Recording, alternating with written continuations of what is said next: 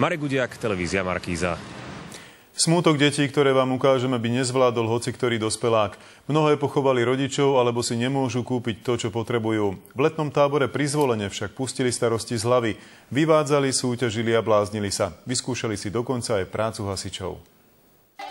Každý rok sa príde k Zvolenu vyblázniť 160 detí z celého Slovenska. Na ich usmiatých tvárach vtedy len ťažko poznať, aké ťaživé sú ich skutočné životy. Máme tu deti, ktoré sú z chudobných rodín, sú tu siroty a polosiroty, ktoré ale zostali v opatere svojich príbuzných, ale sú to zároveň šikovné a talentované deti. Aby prežili aspoň nádherných 7 dní bez strachu, bez stresu, bez tých starostí. Hej. Najväčšia sranda bol včerajší deň, lebo bol deň naopak a mohli sme si robiť, čo sme chceli, behali sme po lese a tak.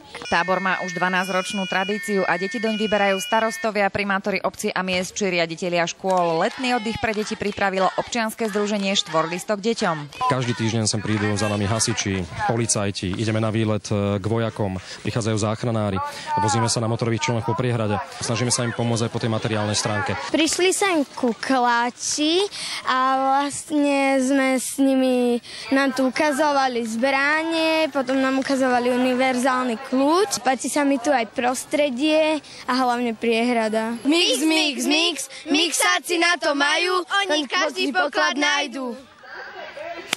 Je tu super, ďakujeme! Od Zvolenskej priehrady Martina Kašiarová, televízia Markíza. Iba 3-metrová vzdialenosť medzi domami, okná na projekt